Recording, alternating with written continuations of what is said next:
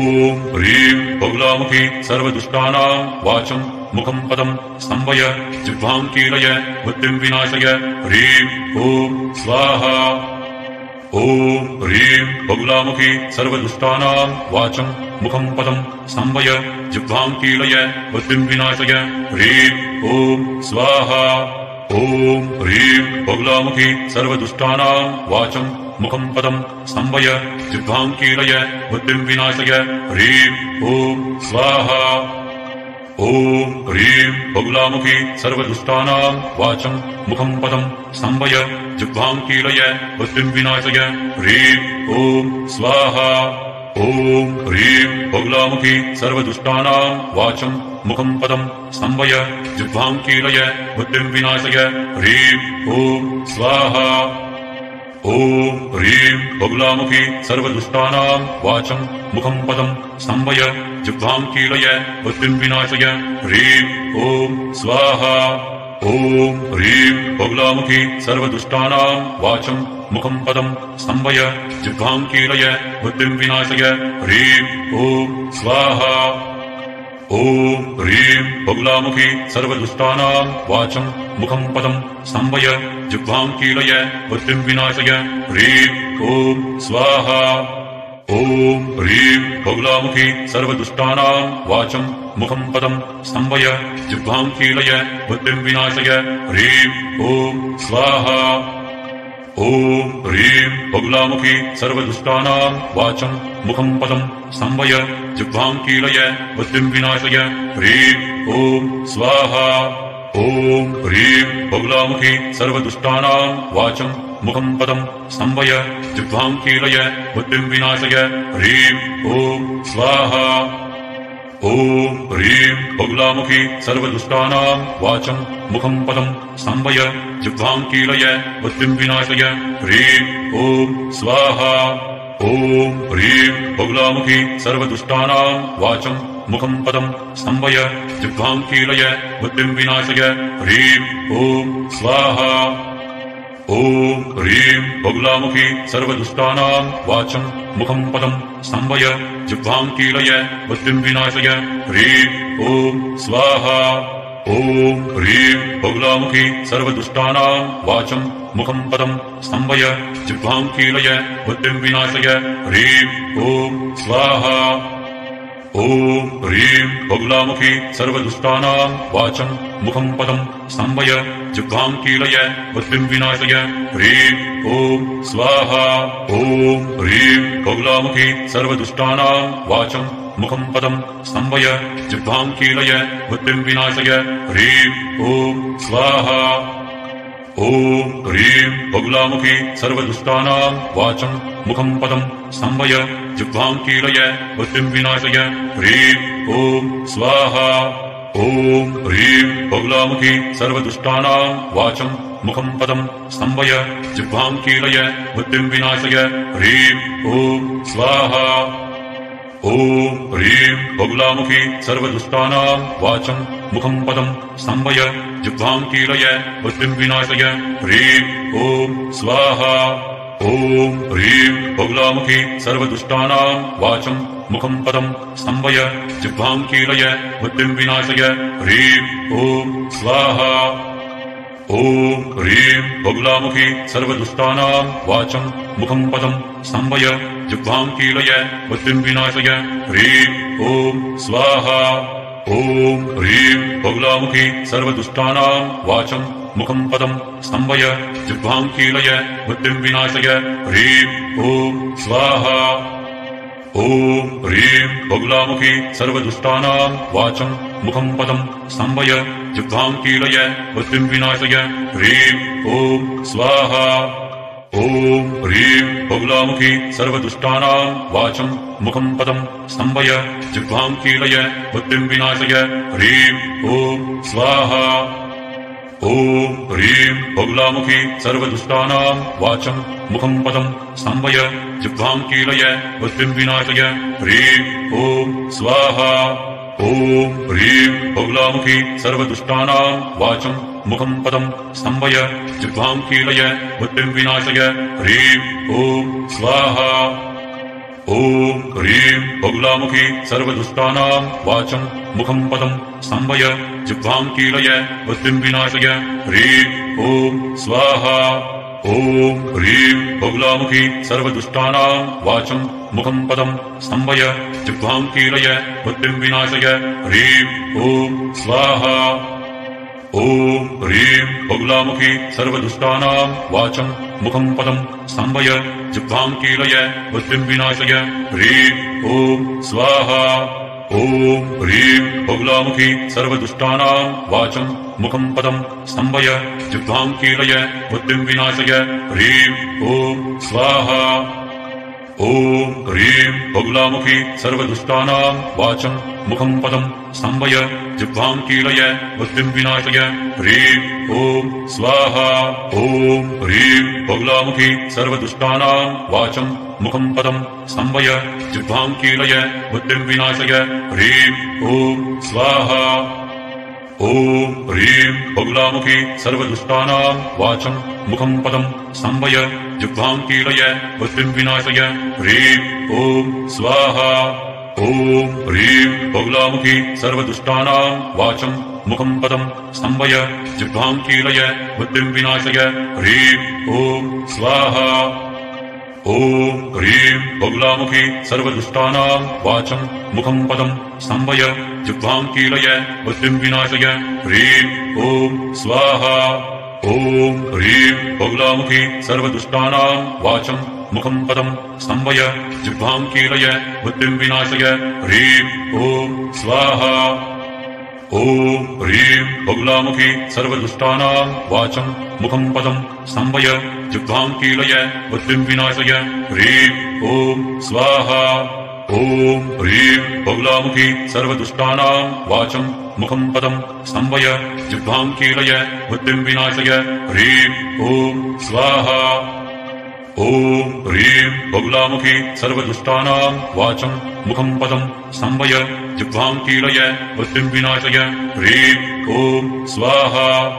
ॐ ह्रीं बगुलामुखी सर्वदुष्टानां वाचं मुखं पदं स्तम्भय जिह्वां कीलय बुद्धिं विनाशय ह्रीं ॐ स्वाहा ॐ ह्रीं बगुलामुखी सर्वदुष्टानां वाचं मुखं पदं स्तम्भय जिह्वां कीलय बुद्धिं विनाशय ह्रीं ॐ स्वाहा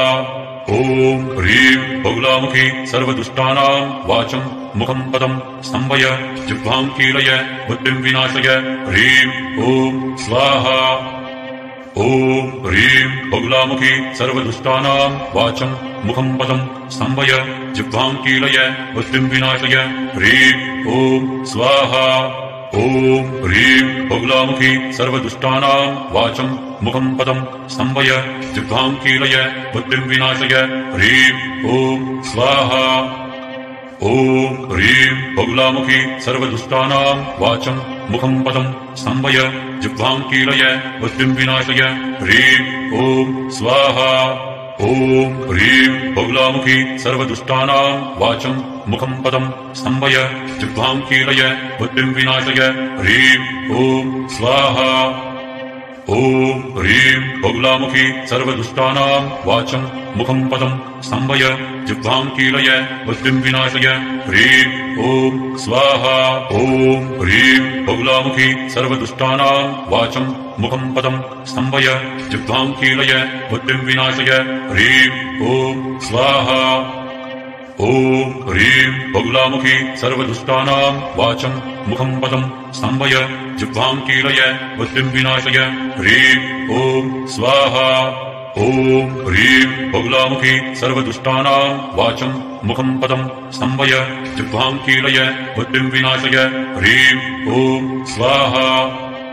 ॐ ह्रीं बगुलामुखी सर्वदुष्टानां वाचं मुखं पदं स्तम्भय जिह्वां कीलय बुद्धिं विनाशय ह्रीं ॐ स्वाहा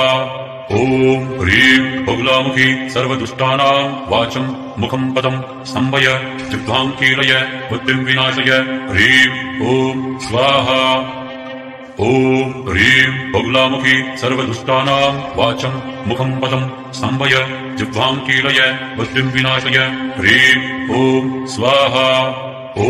ह्रीं बगुलामुखी सर्वदुष्टानां वाचं मुखं पदं स्तम्भय जिह्वां कीलय बुद्धिं विनाशय ह्रीं ॐ स्वाहा ॐ ह्रीं बगुलामुखी सर्वदुष्टानां वाचं मुखं पदं स्तम्भय जिह्वां कीलय बुद्धिं विनाशय ह्रीं ॐ स्वाहा ॐ ह्रीं बगुलामुखी सर्वदुष्टानां वाचं मुखं पदं स्तम्भय जिह्वां कीलय बुद्धिं विनाशय ह्रीं ॐ स्वाहा ॐ ह्रीं बगुलामुखी सर्वदुष्टानां वाचं मुखं पदं स्तम्भय जिह्वां कीलय बुद्धिं विनाशय ह्रीं ॐ स्वाहा ॐ ह्रीं बगुलामुखी सर्वदुष्टानां वाचं मुखं पदं स्तम्भय जिह्वां कीलय बुद्धिं विनाशय ह्रीं ॐ स्वाहा ॐ ह्रीं बगुलामुखी सर्वदुष्टानां वाचं मुखं पदं स्तम्भय जिह्वां कीलय बुद्धिं विनाशय ह्रीं ॐ स्वाहा ॐ ह्रीं बगुलामुखी सर्वदुष्टानां वाचं मुखं पदं स्तम्भय जिह्वां कीलय बुद्धिं विनाशय ह्रीं ॐ स्वाहा ॐ ह्रीं बगुलामुखी सर्वदुष्टानां वाचं मुखं पदं स्तम्भय जिह्वां कीलय बुद्धिं विनाशय ह्रीं ॐ स्वाहा ॐ ह्रीं बगुलामुखी सर्वदुष्टानां वाचं मुखं पदं स्तम्भय जिह्वां कीलय बुद्धिं विनाशय ह्रीं ॐ स्वाहा ॐ ह्रीं बगुलामुखी सर्वदुष्टानां वाचं मुखं पदं स्तम्भय जिह्वां कीलय बुद्धिं विनाशय ह्रीं ॐ स्वाहा ॐ ह्रीं बगुलामुखी सर्वदुष्टानां वाचं मुखं पदं स्तम्भय जिह्वां कीलय बुद्धिं विनाशय ह्रीं ॐ स्वाहा ॐ ह्रीं बगुलामुखी सर्वदुष्टानां वाचं मुखं पदं स्तम्भय जिह्वां कीलय बुद्धिं विनाशय ह्रीं ॐ स्वाहा ॐ ह्रीं बगुलामुखी सर्वदुष्टानां वाचं मुखं पदं स्तम्भय जिह्वां कीलय बुद्धिं विनाशय ह्रीं ॐ स्वाहा ॐ ह्रीं बगुलामुखी सर्वदुष्टानां वाचं मुखं पदं स्तम्भय जिह्वां कीलय बुद्धिं विनाशय ह्रीं ॐ स्वाहा ॐ ह्रीं बगुलामुखी सर्वदुष्टानां वाचं मुखं पदं स्तम्भय जिह्वां कीलय बुद्धिं विनाशय ह्रीं ॐ स्वाहा ॐ ह्रीं बगुलामुखी सर्वदुष्टानां वाचं मुखं पदं स्तम्भय जिह्वां कीलय बुद्धिं विनाशय ह्रीं ॐ स्वाहा ॐ ह्रीं बगुलामुखी सर्वदुष्टानां वाचं मुखं पदं स्तम्भय जिह्वां कीलय बुद्धिं विनाशय ह्रीं ॐ स्वाहा ॐ ह्रीं बगुलामुखी सर्वदुष्टानां वाचं मुखं पदं स्तम्भय जिह्वां कीलय बुद्धिं विनाशय ह्रीं ॐ स्वाहा ॐ ह्रीं बगुलामुखी सर्वदुष्टानां वाचं मुखं पदं स्तम्भय जिह्वां कीलय बुद्धिं विनाशय ह्रीं ॐ स्वाहा ॐ ह्रीं बगुलामुखी सर्वदुष्टानां वाचं मुखं पदं स्तम्भय जिह्वां कीलय बुद्धिं विनाशय ह्रीं ॐ स्वाहा ॐ ह्रीं बगुलामुखी सर्वदुष्टानां वाचं मुखं पदं स्तम्भय जिह्वां कीलय बुद्धिं विनाशय ह्रीं ॐ स्वाहा ॐ ह्रीं बगुलामुखी सर्वदुष्टानां वाचं मुखं पदं स्तम्भय जिह्वां कीलय बुद्धिं विनाशय ह्रीं ॐ स्वाहा ॐ ह्रीं बगुलामुखी सर्वदुष्टानां वाचं मुखं पदं स्तम्भय जिह्वां कीलय बुद्धिं विनाशय ह्रीं ॐ स्वाहा ॐ ह्रीं बगुलामुखी सर्वदुष्टानां वाचं मुखं पदं स्तम्भय जिह्वां कीलय बुद्धिं विनाशय ह्रीं ॐ स्वाहा ॐ ह्रीं बगुलामुखी सर्वदुष्टानां वाचं मुखं पदं स्तम्भय जिह्वां कीलय बुद्धिं विनाशय ह्रीं ॐ स्वाहा ॐ ह्रीं बगुलामुखी सर्वदुष्टानां वाचं मुखं पदं स्तम्भय जिह्वां कीलय बुद्धिं विनाशय ह्रीं ॐ स्वाहा ॐ ह्रीं बगुलामुखी सर्वदुष्टानां वाचं मुखं पदं स्तम्भय जिह्वां कीलय बुद्धिं विनाशय ह्रीं ॐ स्वाहा ॐ ॐ ह्रीं बगुलामुखी सर्वदुष्टानां वाचं मुखं पदं स्तम्भय जिह्वां कीलय बुद्धिं विनाशय ह्रीं ॐ स्वाहा ॐ ह्रीं बगुलामुखी सर्वदुष्टानां वाचं मुखं पदं स्तम्भय जिह्वां कीलय बुद्धिं विनाशय ह्रीं ॐ स्वाहा ॐ ह्रीं बगुलामुखी सर्वदुष्टानां वाचं मुखं पदं स्तम्भय जिह्वां कीलय बुद्धिं विनाशय ह्रीं ॐ स्वाहा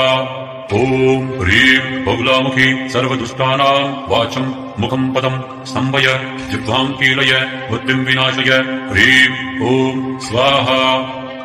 ॐ ह्रीं बगुलामुखी सर्वदुष्टानां वाचं मुखं पदं स्तम्भय जिह्वां कीलय बुद्धिं विनाशय ह्रीं ॐ स्वाहा ॐ ह्रीं बगुलामुखी सर्वदुष्टानां वाचं मुखं पदं स्तम्भय जिह्वां कीलय बुद्धिं विनाशय ह्रीं ॐ स्वाहा ॐ ह्रीं बगुलामुखी सर्वदुष्टानां वाचं मुखं पदं स्तम्भय जिह्वां कीलय बुद्धिं विनाशय ह्रीं ॐ स्वाहा ॐ ह्रीं बगुलामुखी सर्वदुष्टानां वाचं मुखं पदं स्तम्भय जिह्वां कीलय बुद्धिं विनाशय ह्रीं ॐ स्वाहा ॐ ह्रीं बगुलामुखी सर्वदुष्टानां वाचं मुखं पदं स्तम्भय जिह्वां कीलय बुद्धिं विनाशय ह्रीं ॐ स्वाहा ॐ ह्रीं बगुलामुखी सर्वदुष्टानां वाचं मुखं पदं स्तम्भय जिह्वां कीलय बुद्धिं विनाशय ह्रीं ॐ स्वाहा ॐ ह्रीं बगुलामुखी सर्वदुष्टानां वाचं मुखं पदं स्तम्भय जिह्वां कीलय बुद्धिं विनाशय ह्रीं ॐ स्वाहा ॐ ह्रीं बगुलामुखी सर्वदुष्टानां वाचं मुखं पदं स्तम्भय जिह्वां कीलय बुद्धिं विनाशय ह्रीं ॐ स्वाहा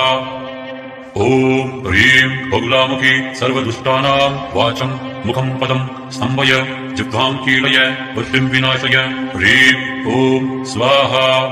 ॐ ह्रीं बगुलामुखी सर्वदुष्टानां वाचं मुखं पदं स्तम्भय जिह्वां कीलय बुद्धिं विनाशय ह्रीं ॐ स्वाहा ॐ ह्रीं बगुलामुखी सर्वदुष्टानां वाचं मुखं पदं स्तम्भय जिह्वां कीलय बुद्धिं विनाशय ह्रीं ॐ स्वाहा ॐ ह्रीं बगुलामुखी सर्वदुष्टानां वाचं मुखं पदं स्तम्भय जिह्वां कीलय बुद्धिं विनाशय ह्रीं ॐ स्वाहा ॐ ह्रीं बगुलामुखी सर्वदुष्टानां वाचं मुखं पदं स्तम्भय जिह्वां कीलय बुद्धिं विनाशय ह्रीं ॐ स्वाहा ॐ ह्रीं बगुलामुखी सर्वदुष्टानां वाचं मुखं पदं स्तम्भय जिह्वां कीलय बुद्धिं विनाशय ह्रीं ॐ स्वाहा ॐ ह्रीं बगुलामुखी सर्वदुष्टानां वाचं मुखं पदं स्तम्भय जिह्वां कीलय बुद्धिं विनाशय ह्रीं ॐ स्वाहा ॐ ह्रीं बगुलामुखी सर्वदुष्टानां वाचं मुखं पदं स्तम्भय जिह्वां कीलय बुद्धिं विनाशय ह्रीं ॐ स्वाहा ॐ ह्रीं बगुलामुखी सर्वदुष्टानां वाचं मुखं पदं स्तम्भय जिह्वां कीलय बुद्धिं विनाशय ह्रीं ॐ स्वाहा ॐ ह्रीं बगुलामुखी सर्वदुष्टानां वाचं मुखं पदं स्तम्भय जिह्वां कीलय बुद्धिं विनाशय ह्रीं ॐ स्वाहा ॐ ह्रीं बगुलामुखी सर्वदुष्टानां वाचं मुखं पदं स्तम्भय जिह्वां कीलय बुद्धिं विनाशय ह्रीं ॐ स्वाहा ॐ ह्रीं बगुलामुखी सर्वदुष्टानां वाचं मुखं पदं स्तम्भय जिह्वां कीलय बुद्धिं विनाशय ह्रीं ॐ स्वाहा ॐ ह्रीं बगुलामुखी सर्वदुष्टानां वाचं मुखं पदं स्तम्भय जिह्वां कीलय बुद्धिं विनाशय ह्रीं ॐ स्वाहा ॐ ह्रीं बगुलामुखी सर्वदुष्टानां वाचं मुखं पदं स्तम्भय जिह्वां कीलय बुद्धिं विनाशय ह्रीं ॐ स्वाहा ॐ ह्रीं बगुलामुखी सर्वदुष्टानां वाचं मुखं पदं स्तम्भय जिह्वां कीलय बुद्धिं विनाशय ह्रीं ॐ स्वाहा।